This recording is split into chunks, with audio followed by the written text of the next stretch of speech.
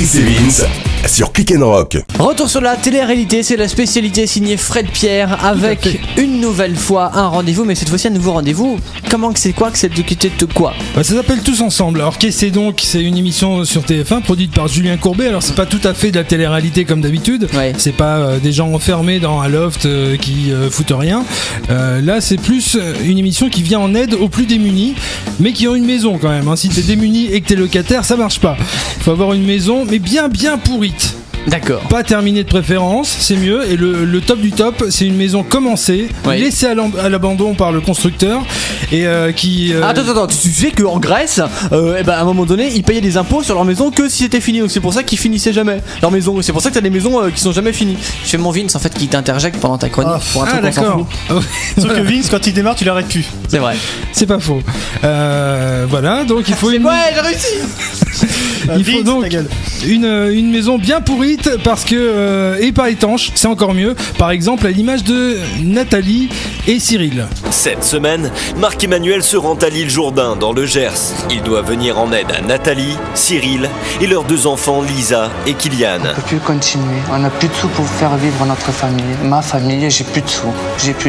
J'ai plus rien. Ils ont donné toutes leurs économies à un entrepreneur pour qu'ils construisent leur maison. Mais celui-ci a abandonné le chantier. On peut pas se laver normalement, on peut pas aller aux toilettes, il faut aller dans l'herbe haute là.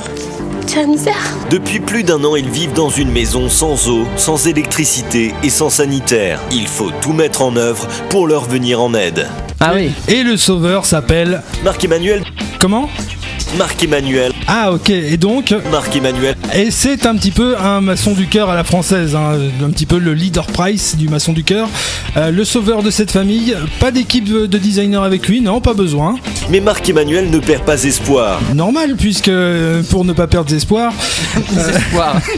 il faut être un super-héros. Il va donc mobiliser toute une région pour trouver des bénévoles et refaire cette maison en une semaine.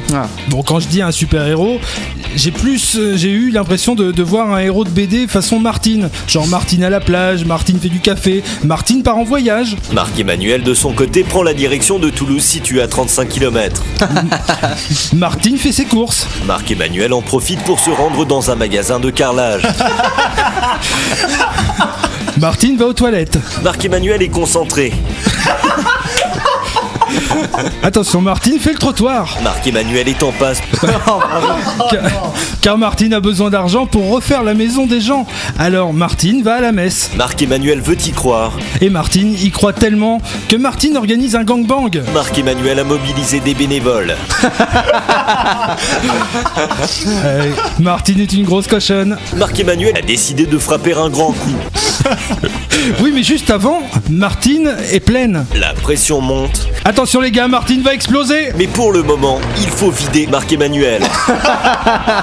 Avec quoi? Voilà, Martine est prête. Et Martine fait des plans cul. Marc-Emmanuel espère récolter beaucoup d'argent.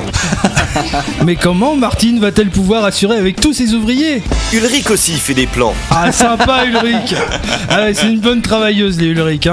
Mais Martine et Ulrich vont-ils réussir à récolter assez d'argent pour refaire la maison? Vous le saurez dans un instant sur TF1. Enfin dans un instant, c'est à 18h sur TF1 pour être précis.